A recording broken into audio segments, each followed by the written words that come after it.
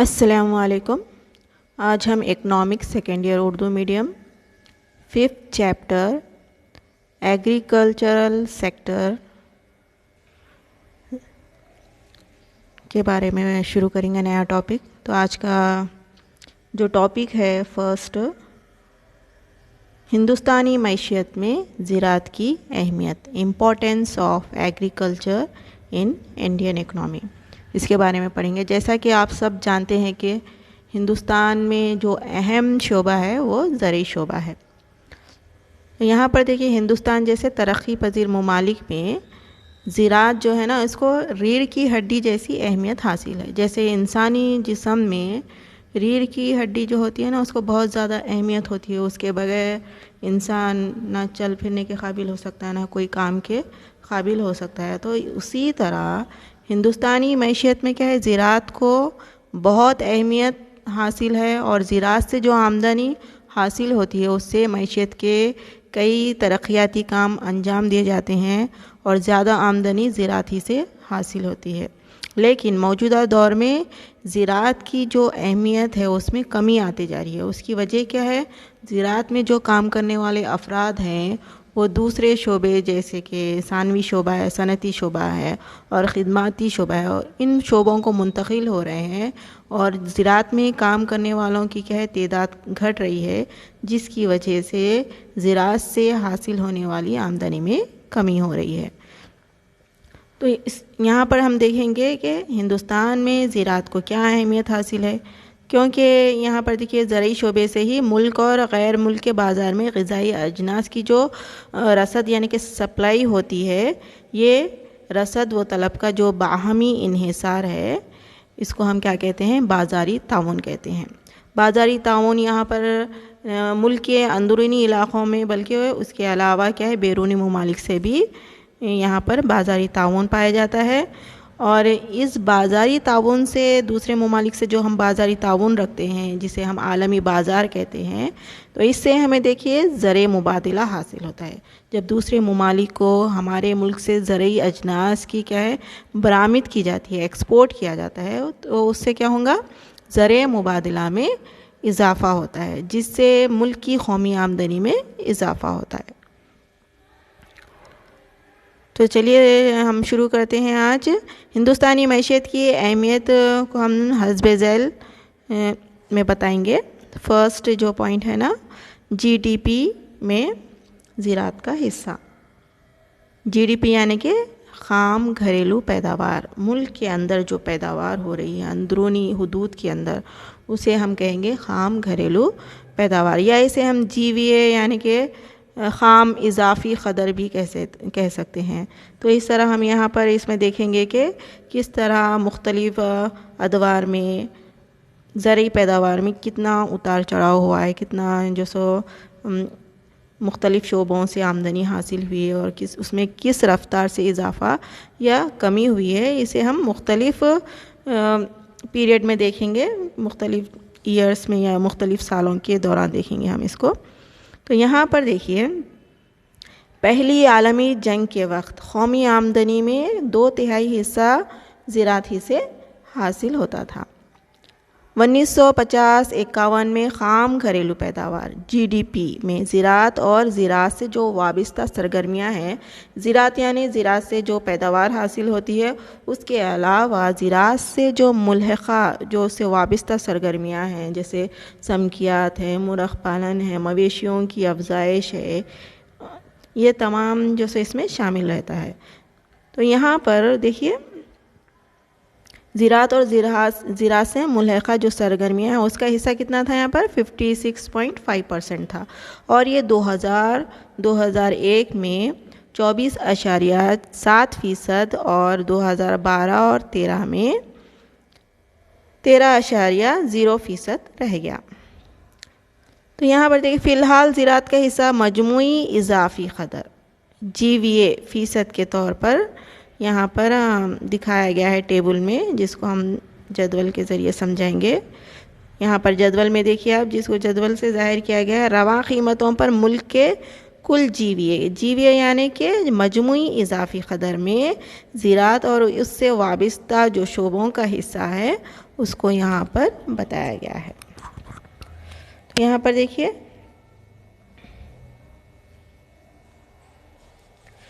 زراعت اور ضمنی جو فرسٹ ہے نا، یہاں پر دیکھیے زراعت اور ضمنی شعبہ جات کا مجموعی اضافی قدر کروڑ روپیوں میں بتایا گیا ہے یہاں پر. تو یہاں پر دیکھیے آپ زراعت اور زراعت سے ملحقہ سرگرمیوں کی مجموعی اضافی قدر 2014-15 میں دیکھیے آپ تقریباً 20.94 لاکھ کروڑ کے روپیے سے کیا ہے یہ بڑھ کر 19-20 میں کتنا ہو گیا ہے، 19-20 میں 30.47 لاکھ کروڑ ہو گیا ہے. تو یہاں پر دیکھیں 2014-15 میں زراعت اور ضمنی شعبات یعنی کہ زراعت سے جو ریلیٹڈ شعبے ہیں ان سے یہاں پر مجموعی اضافی قدر میں یہاں پر کروڑ روپیوں میں بتایا گیا ہے کتنا ہے، تقریباً 20.94 لاکھ کروڑ روپیے. اس سے بڑھ کر یہ دیکھیے 19-20 میں 30.47 لاکھ کروڑ روپے کا اضافہ ہوا ہے. اس کے بعد یہاں پر دیکھیے جی وی اے کے فیصد کے طور پر زراعت کے شعبے کا حصہ 2014-15 میں 18.2% سے کم ہو کر یہاں پر 19-20 میں 16.5% ہو گیا. اس کے علاوہ دیکھیے آپ جنگلات اور کندہ تراشی کا حصہ یہاں پر 1.5% سے کم ہو کر یہ کتنا ہو گیا، 1.2% ہو گیا.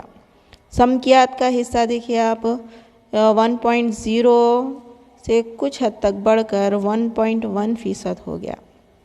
تو اس طرح یہاں پر مختلف ادوار میں مختلف زراعت اور اس سے ملحقہ شعبہ جات سے یہاں پر آمدنی جو حاصل ہوئے اس کو ٹیبل میں بتایا گیا ہے جی وی اے میں جو حصہ ہے زراعت کا.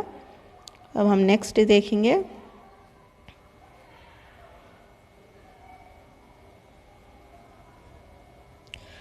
روزگار کی فراہمی. زراعت سے وابستہ افراد کی تعداد 1951 میں 98 ملین سے بڑھ کر 2001 میں 235 ملین ہو گئی. 2019 میں ہندوستان میں زرعی روزگار تقریباً 43% بتایا گیا ہے. تو اس طرح یہاں پر روزگار میں 2001 تک کیا ہے اضافہ ہوا ہے، لیکن اس کے بعد کے پیریڈ سے یہاں پر دیکھیے روزگار میں کیا ہے کمی پائی جا رہی ہے زرعی شعبے میں، کیونکہ زراعت سے وابستہ جو افراد ہے وہ دوسرے شعبوں کو منتقل ہو رہے ہیں، جیسے کہ خدماتی شعبہ ہے اور صنعتی شعبہ ہے، جس کی وجہ سے کچھ حد تک یہاں پر کیا ہے کمی پائی گئی. تقریباً 50% یہاں پر کیا ہے روزگار حاصل ہے، باقی کا جو 50% ہے وہ کیا ہے صنعتی شعبے اور خدماتی شعبے سے وابستہ ہے. تو اس طرح یہاں پر روزگار میں کمی بھی آئی ہے.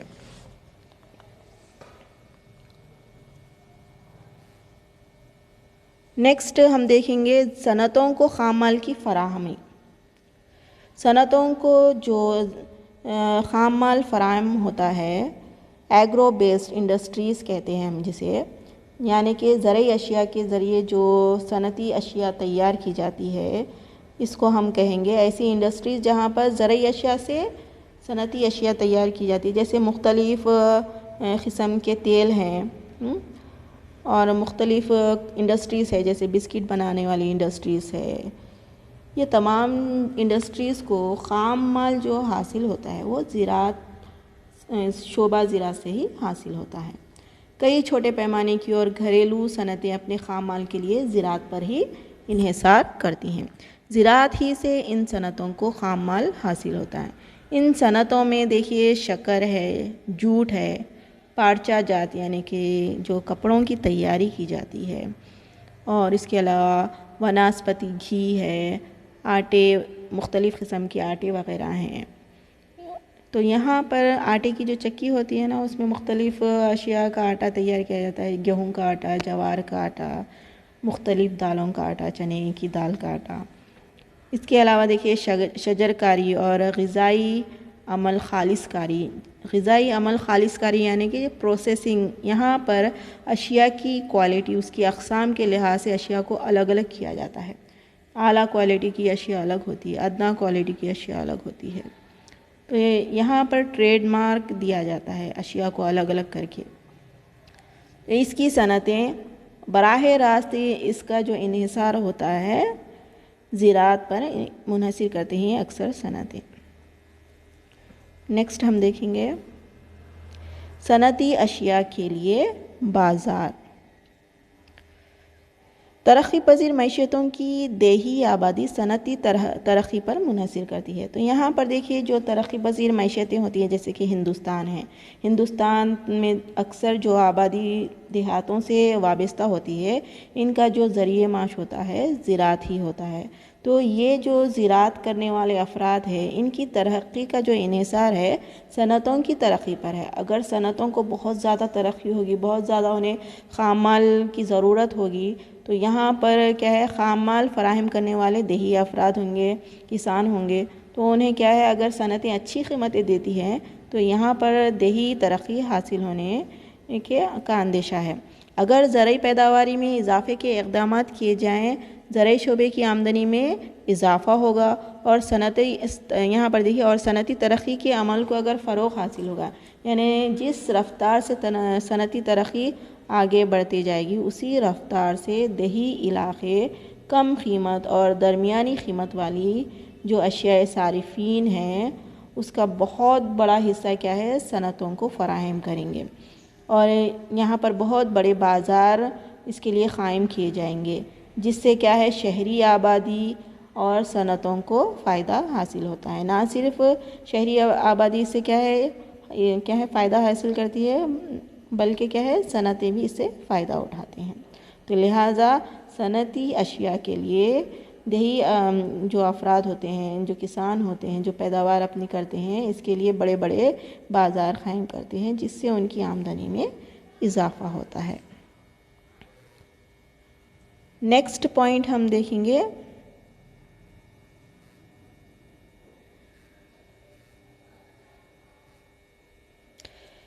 غذائی تحفظ کی فراہمی اور غربت میں کمی۔ آبادی میں اضافے کی وجہ سے غذا کی طلب میں تیز شرح سے اضافہ ہوتا ہے۔ جس رفتار سے آبادی میں اضافہ ہو رہا ہے، اس رفتار سے ہمیں کیا ہے، غذائی اجناس کی پیداوار میں بھی اضافہ کرنا ضروری ہے۔ اگر آبادی زیادہ ہو جائیں گی اور غذائی اجناس اسی رفتار سے اس کی پیداوار ہوں گی، تو یہاں پر آبادی کے لیے غذائی ضرورت کو پورا کرنا مسئلہ پیدا ہو جاتا ہے۔ اسی لیے غذائی پیداوار میں اضافہ کرنا ضروری ہے۔ غذا اور جو زراعت سے جو ملحقہ تنظیم ہے، FAO جسے ہم کہتے ہیں،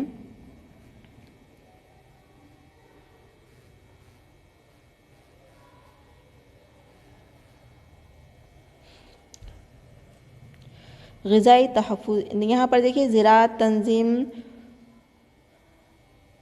فوڈ ایگریکلچر آرگنائزیشن جسے ہم کہیں گے، اور تنظیم اقوام متحدہ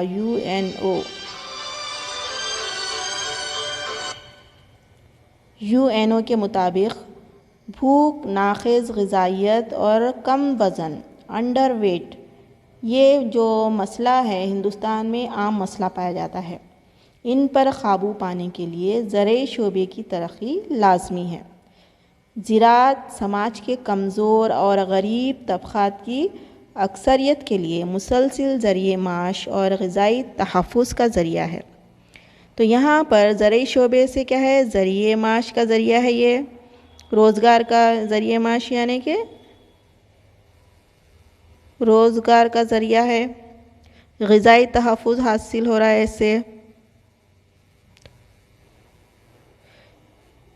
جسے ہم فوڈ سیکیورٹی کہیں گے، ٹھیک ہے نا۔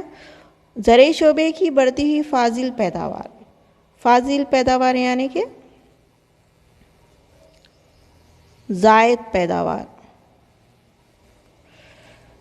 جب پیداوار کی جاتی ہے ہمارے ملک کی آبادی کے حساب سے جو پیداوار ہو رہی ہے اس سے اگر زائد پیداوار کی جائے گی تو یہ فاضل پیداوار نہ صرف ملک میں پائی جانے والی دیہی اور شہری آبادی کے لیے اور انڈسٹریز کے لیے ضروری ہیں، بلکہ جو زائد فاضل پیداوار ہوگی اس کو ہم دوسرے ممالک میں ایکسپورٹ کریں گے، برآمد کریں گے۔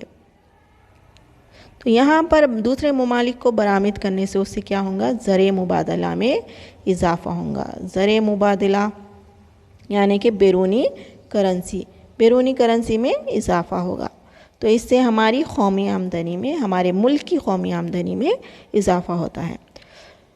جب پیداوار میں اضافہ بہت زیادہ ہو جائے گا تو یہاں پر افراط زر پر کیا ہے؟ افراط زر یعنی کہ قیمتوں میں جو مسلسل اضافہ ہو رہا ہے، قیمتوں میں روز بروز جو اشیاء کی قیمتوں میں اضافہ ہو رہا ہے اس پر ہم قابو پا سکتے ہیں۔ تو لہٰذا فاضل پیداوار یعنی زرعی پیداوار کی فاضل پیداوار میں اضافہ ہونا ضروری ہے، اس سے کئی مسئلے حل ہو سکتے ہیں۔ قیمتوں میں اضافے کو کنٹرول کیا جا سکتا ہے، آبادی کی غذائی ضروریات مکمل ہوتی ہیں، جو زائد فاضل پیداوار ہے اس کو ایکسپورٹ کیا جا سکتا ہے۔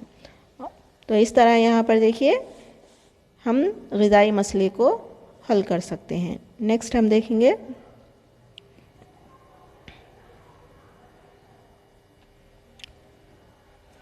زرعی برآمدات۔ زرعی برآمدات یعنی کہ ایکسپورٹ، ایگریکلچر ایکسپورٹ جسے ہم کہیں گے، زرعی برآمدات کو ہم کیا کہیں گے؟ Agriculture export. تو یہ ایکسپورٹ یہاں پر دیکھیے ملک کی معاشی ترقی کے لیے ضروری ہے۔ زرعی برآمدات جتنی زیادہ کی جائے گی، زرعی برآمدات میں جتنا زیادہ اضافہ ہوگا، یہاں پر کیا ہے؟ قومی آمدنی میں بھی اضافہ ہوگا۔ تو لہٰذا دیکھیے زرعی پیداوار کی عالمی تجارت میں ہندوستان نے کیا ہے؟ ایک نمایاں مقام حاصل کیا ہے، جس میں زرعی برآمدات کا جو حصہ ہے عالمی زرعی تجارت کا 2.15% سے کسی قدر زیادہ ہے۔ تو اتنا فیصد یہاں پر کیا ہے؟ دوسرے ممالک کو ایکسپورٹ، عالمی جو زرعی تجارت ہو رہی ہے اس کے ذریعے آمدنی میں اتنا حصہ پایا جا رہا ہے۔ برآمدات کے اہم مقامات جو ہمارے ملک سے غذائی اجناس کیا ہے یہاں پر برآمد کی جاتی ہے، ایکسپورٹ کی جاتی ہے، اس میں امریکہ ہے، سعودی عرب ہے،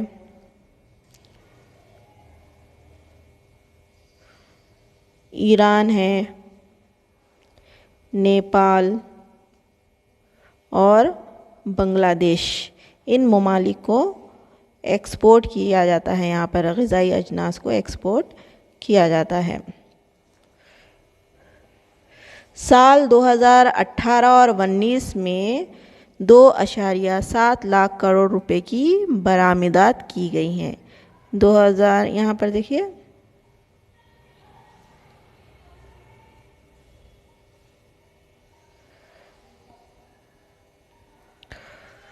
2018-19 میں 2.7 لاکھ کروڑ روپے، کروڑ میں بتانا ہے اس کو، کروڑ روپے کی برآمدات کی گئی ہیں۔ کون سے سال میں؟ 17-18 میں، یہاں پر دیکھیے 18 اور 19 آنا چاہیے، یہاں پہ 18 اور 19 میں 2.7 لاکھ کروڑ روپے کی برآمدات کی گئی ہیں، جملہ برآمدات۔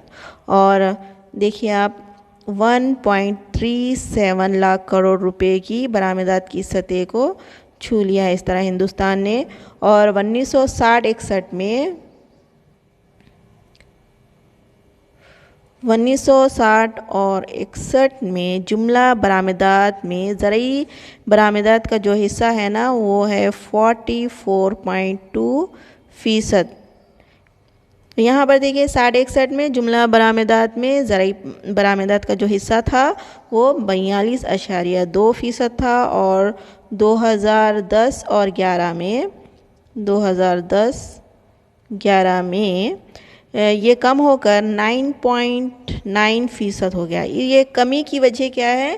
کیونکہ زراعت میں کم پیداوار ہونے کی وجہ، ایک میں نے آپ کو بتایا ہے کہ زراعت میں کام کرنے والوں کی کیا ہے تعداد گھٹنے کی وجہ سے، دلچسپی گھٹنے کی وجہ سے زرعی شعبے سے یہاں پر جو کام کرنے والے ہیں وہ کون سے شعبوں کو منتقل ہو گئے؟ صنعتی شعبے اور خدماتی شعبے کو منتقل ہو گئے ہیں، جس کی وجہ سے زرعی پیداوار پر اثر ہوا ہے، اور یہ پیداوار کا جو فیصد ہے وہ گھٹ گیا ہے. اور یہاں پر پھر دیکھیے 2018-19 میں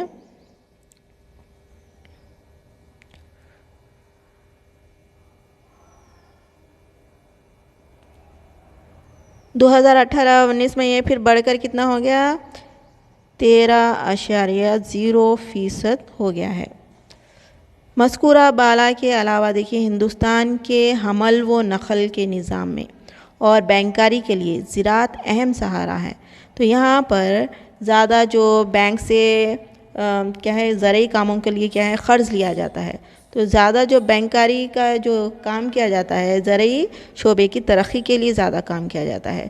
زیادہ کسان قرض لیتے ہیں اپنی کاشتکاری کو جاری رکھنے کے لیے. اس کے علاوہ جب غذائی اجناس تیار ہو جاتی ہیں تو اس کو ایک مقام سے دوسرے مقام منتقل کرنے کے لیے حمل و نقل کا اہم رول ہوتا ہے. تو یہاں پر حمل و نقل کے نظام کی بھی بہت زیادہ اہمیت ہے. اس کے علاوہ سڑکیں اور ریلوے، جو سڑکوں کے ذریعے زیادہ ایکسپورٹ کیا جاتا ہے، ریلوے کے ذریعے، سمندری راستوں کے ذریعے، اور دوسرے کنٹریز کو کیا ہے سمندری جہازوں کے ذریعے ایکسپورٹ کیا جاتا ہے، برآمد کیا جاتا ہے. نیکسٹ ہم دیکھیں گے کنکلوژن. لہٰذا یہاں پر دیکھیے معاشی ماحولیاتی توازن برقرار رکھنے کے لیے زراعت اور اس سے جو وابستہ سرگرمیاں ہیں جیسے کہ سمکیات ہے، مرغ پالن ہے، مویشیوں کی افزائش ہے، دودھ سے بننے والی تمام چیزیں ہیں، ڈیری فارمز، یہ تمام چیزوں میں کیا ہے قابل برقرار متوازن ترقی کی ضرورت ہے.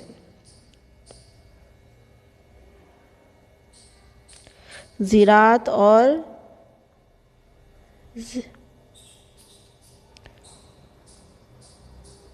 زراعت سے جو وابستہ سرگرمیاں ہیں اس میں کیا ہونا چاہیے؟ سرگرمیوں میں متوازن ترقی ہونا ضروری ہے. تو یہاں پر دیکھیں متوازن ترقی حاصل ہوں گی تو تبھی کیا ہے قومی معیشت کی ترقی کے لیے زراعت کی ترقی ایک لازمی شرط ہے. جب تک زراعت میں ترقی حاصل نہیں ہوں گی اس وقت تک کیا ہے معاشی ترقی ناممکن ہے. تو جب زراعت میں ترقی ہوں گی، زراعت میں ترقی سے معاشی ترقی میں اضافہ ہوگا. جب معاشی ترقی میں اضافہ ہوگا تو کیا ہے جب ملک بھی ترقی کرے گا. ٹھیک ہے نا؟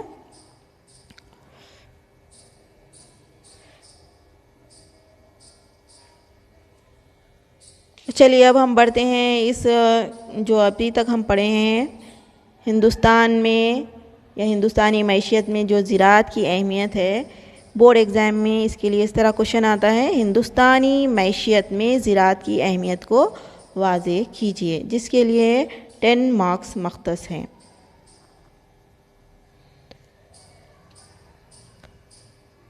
تو اس کو آپ یہ کوشچن کے حساب سے آنسر لکھیے اور اس کو یاد کرنے کی کوشش کیجیے. جزاک اللہ خیر.